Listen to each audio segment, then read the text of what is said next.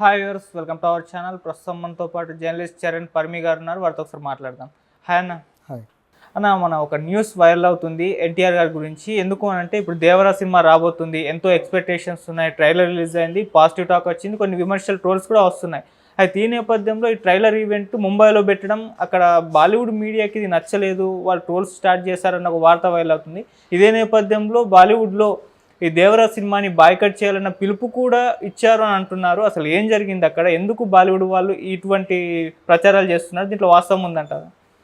అంటే కొంతవరకు వాస్తవం ఉందని ఒప్పుకోవాలి. ఎందుకంటే బాలీవుడ్లో అంటే అదేమి ఒక్క వ్యక్తి చేతుల్లోనే గుత్తాధిపత్యంగా లేదు. బాలీవుడ్లో కూడా వర్గాలు ఉన్నాయి.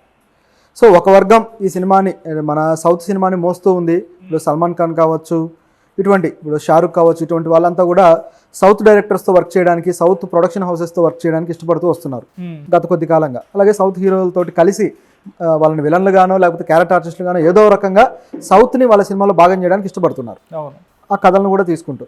మరోవైపు చూస్తే సౌత్ సినిమా అక్కడికి డైరెక్ట్గా వెళ్ళి హిట్ అవ్వడము, అక్కడ ఆ సినిమాలకు కొంత డామినేట్ చేస్తుంది అనేది చాలా కాలంగా మనం చూస్తూనే ఉన్నాం. ఎప్పుడైతే బాహుబలి ఒకసారి బ్లాస్ట్ అయిందో అప్పటి నుంచి కూడా ఆ కేజీఎఫ్ కావచ్చు, తర్వాత బాహుబలి 2 కావచ్చు, ఆ తర్వాత చూస్తే RRR కావచ్చు, ఈ సినిమాలన్నీ సౌత్ మంచి బాలీవుడ్లో పేరు తెచ్చుకున్నాం సౌత్ మూవీస్.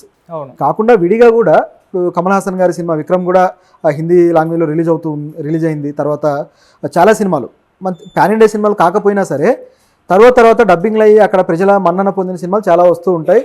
వాటిని అక్కడ పీపుల్ చాలామంది ఇష్టపడుతూ ఉన్నారు కూడా. పీపుల్తో ఏ సమస్య లేదు. కాకపోతే ఆ పీపుల్ ఏం చేస్తున్నారంటే సోషల్ మీడియాలో వీటిల్లో కొద్దిగా బాలీవుడ్లో ఉండే ఆ క్రింజ్ కంటెంట్ ఏదైతే ఉంటుందో దాన్ని విమర్శిస్తూ వస్తున్నారు. సో దాంతో ఇప్పుడు బాలీవుడ్ కొద్దిగా ఆత్మరక్షణలో పడింది. ఇది RRR సినిమా నుంచి జరుగుతుంది. నిజానికి బాహుబలి టైంలో సౌత్ సినిమాని అక్కడ మీడియా కూడా పొగిడింది, చాలా వరకు మెచ్చుకుంది.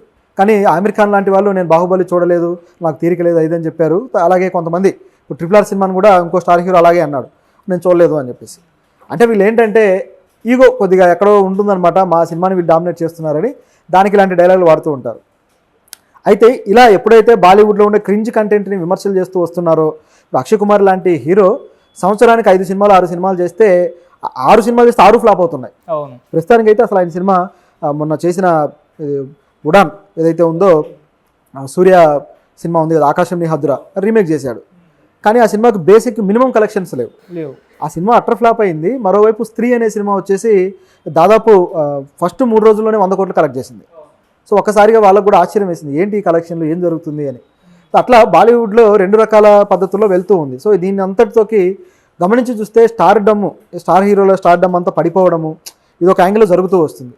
దాంతో వాళ్లకు కొమ్ము కాసే కొన్ని పత్రికలు ఉంటాయి, వెబ్సైట్లు కావచ్చు, పత్రికలు కావచ్చు, భజన చేస్తూ ఉంటాయి అన్నమాట.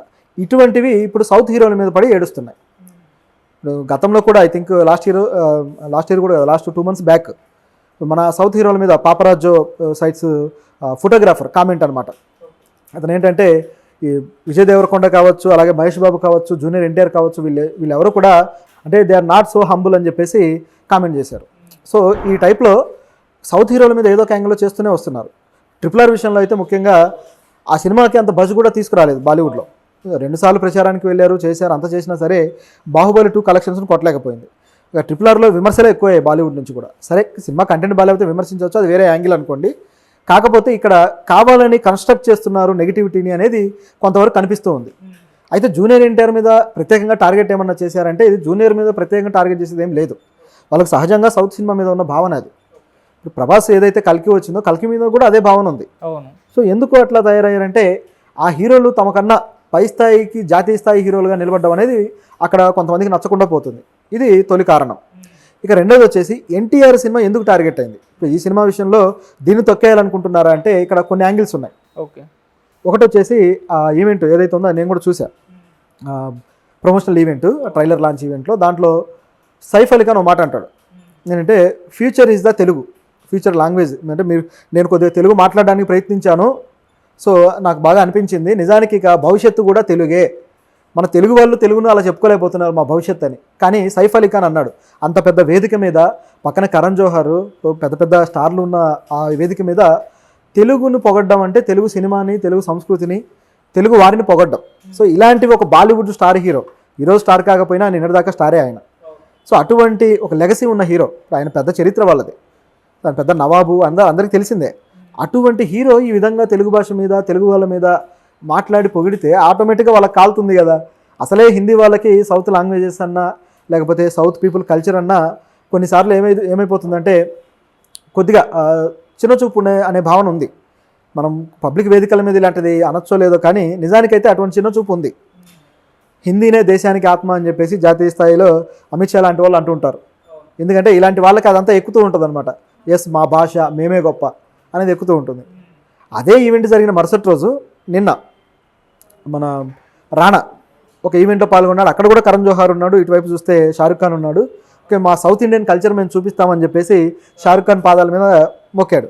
సో అది చూసినప్పుడు మనకి ఏమనిపిస్తుంది, సౌత్ ఇండియా కల్చర్ ఎంత హంబుల్గా ఉంటుందనేది చూపించినట్టు ఉంటుంది. ఇటువంటివి మన హీరోలు ఎక్కడికక్కడ చేస్తూ ఉంటారు. సో అలా ఎలివేట్ అవ్వడం అనేది వీళ్ళకి నచ్చదు. షారుఖ్ ఖాన్ కూడా దానికి బాగా స్పందించాడు. అవును వీఆర్ సౌత్ ఇండియన్స్ అన్నట్టుగా కొద్దిగా తమాషాగా మాట్లాడాడు.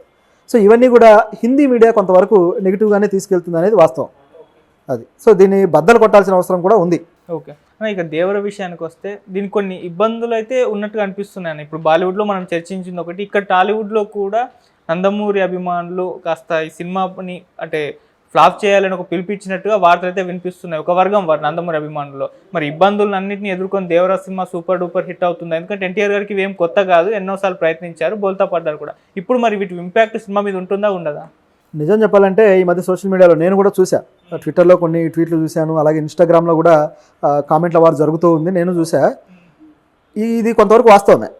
ఎందుకంటే ఎన్టీఆర్ కేవలం ఒక సినిమా నటుడే కాదు, రాజకీయంగా కూడా అతనికి కొద్దో గొప్ప అటువైపు ఇంట్రెస్ట్ ఉంది. సో టీడీపీ పార్టీకి గతంలో 10 ఏళ్ల క్రితం ఆయన అత్యద్భుతంగా ప్రచారం చేసిన వ్యక్తి. ఆయన ప్రచార ఫలాలు ఆ టైంలో కొద్దిగా అందుకోలేకపోయినా ఎంతో కొంత ఆయన ప్రచారం పనిచేసిందని ఒప్పుకోక తప్పదు. కానీ టీడీపీ నాయకులు అప్పటి నుంచి కూడా ఎన్టీఆర్ ప్రచారాన్ని ఒప్పుకోవడానికి సిద్ధంగా లేరు. అంటే ఎన్టీఆర్ వల్ల మాకేదో మైలేజ్ వచ్చిందని ఒప్పుకోవడానికి అప్పటి నుంచి సిద్ధంగా లేరు. ఈ మధ్యకాలంలో గమనిస్తే కొంతమంది టీడీపీ నాయకులు డైరెక్ట్గా ఎన్టీఆర్ని దూషించడం కూడా స్టార్ట్ చేశారు. సోషల్ మీడియాలో మాట్లాడుకునే వాళ్ళంతా వీళ్ళు పీపుల్. ఆడియన్స్ ఏంటంటే 2 రకాలు ఉంటారు, 10 రకాలు కూడా ఉంటారు. ఒక హీరో ఫ్యాన్స్కి ఇంకో హీరో ఫ్యాన్స్ పడదు. అక్కడ ఎన్ని తిట్లైనా తిట్టుకోవచ్చు. ఇప్పుడు ఇదన్నీ మనం చూస్తూనే ఉన్నాం. ఇప్పుడు అల్లు అర్జున్కి పవన్ కళ్యాణ్కి ఏ విధంగా జరుగుతుందో, అలాగే మహేష్ బాబు ఫ్యాన్స్కి పవన్ కళ్యాణ్ ఫ్యాన్స్కి ఏ విధంగా జరుగుతుందో ఇవన్నీ మనం చూస్తూనే ఉన్నాం. సో ఫ్యాన్స్లో ఎప్పుడు ఆ వారు ఉంటూనే ఉంటుంది. కాకపోతే వీళ్ళు ఏం చేస్తున్నారు, అసలు టీడీపీ పార్టీ వాళ్ళ క్యాడరు రాజకీయంగా ఆ నాయకులు వీళ్ళు ఎన్టీఆర్ మీద ఎటువంటి దృష్టితో ఉన్నారు, ఆయనకు నిజంగా ఇబ్బందులు కలిగిస్తున్నారని మీరు అడిగారు కాబట్టి సో దానికి సంబంధించి అయితే ఖచ్చితమైన ఆధారాలు ఉన్నాయి. టీడీపీ ఎన్టీఆర్ని ఇబ్బంది పెట్టడానికి డిసైడ్ అయి ఉంది అనేది కన్ఫర్మ్. ఎందుకంటే మనం విజయవాడ ఎవరైతే ఎమ్మెల్సీ నాయకుడు ఉన్నాడో బుద్ధా వెంకన్న ఒక నెల రోజుల క్రితమే జూనియర్ ఎన్టీఆర్ మీద ఒక మాట అన్నాడు. జూనియర్ ఎన్టీఆర్ ఎప్పటికీ కూడా చంద్రబాబు వారసుడు కాలేడు, అంటే టీడీపీ పగ్గాలు చేపట్టడానికి కాలేడు. నేను పూర్తిగా లోకేష్ కావచ్చు లేకపోతే బ్రాహ్మణి గారు కావచ్చు వాళ్ళ ఆదేశాల ప్రకారం పనిచేస్తా, జూనియర్ ఎన్టీఆర్ నేను అసలు పట్టించుకోను అని చెప్పేసి ఆయన అన్నాడు. ఆయన పెద్ద స్టేట్ లెవెల్లో పెద్ద యుఫోరియా కలిగించే నాయకుడేం కాదు. అయినా సరే ఆ స్థాయి నాయకుడికి ఈ భావన ఎందుకు కలిగింది, చంద్రబాబు గారు దీన్ని ఉపేక్షిస్తారు అనుకున్నాడా అని చూస్తే చంద్రబాబు గారి చలవ కోసమే ఈ మాట మాట్లాడాడు. ఆయన చల్లని చూపు కోసం మాట్లాడినట్టుగా మనకు అర్థమైపోద్ది. ఎందుకంటే లోకేష్ గారిని టీడీపీలో గొప్ప నాయకుడిగా చిత్రీకరించాలి, చూపించాలి అంటే దానికి కాంపిటీటర్గా ఉన్న సీనియర్ ఎన్టీఆర్ వారసుడు హరికృష్ణ గారి కుమారుడు ఎవరు, జూనియర్ ఎన్టీఆర్ గారు. సో ఆయన మీద ఆయన ఇమేజ్ మీద కొంత బురద చల్లి కొంత డ్యామేజ్ చేయగలిగితే టీడీపీతో ఆయనకు గ్యాప్, ఎమోషనల్ గ్యాప్ లేకపోతే మరో గ్యాప్ పెంచగలిగితే అది వర్కౌట్ అవుద్ది, అది లోకేష్కి ఉపయోగం. కాబట్టి ఇది లోపల జరుగుతూ ఉందనేది వాస్తవం. ముఖ్యంగా టీడీపీ హార్డ్ కోర్ ఫ్యాన్స్ అంటే పొలిటికల్ ఫ్యాన్స్ మాత్రమే ఇది చేస్తున్నారు. అదే సినిమా ఫ్యాన్స్ అయితే ఆ విధంగా లేరు, టీడీపీని అభిమానిస్తున్నారు, అలాగే ఎన్టీఆర్ని అభిమానిస్తున్నారు. ముఖ్యంగా బాలకృష్ణ గారి ఫ్యాన్స్ కూడా ఎన్టీఆర్ని అభిమానిస్తున్నారు. ఎవరైతే టీడీపీకి సంబంధించిన హార్డ్ కోర్ ఫ్యాన్స్ ఉన్నారో వీళ్ళు మాత్రమే జూనియర్ ఎన్టీఆర్ సినిమా ఫ్లాప్ అవ్వాలని.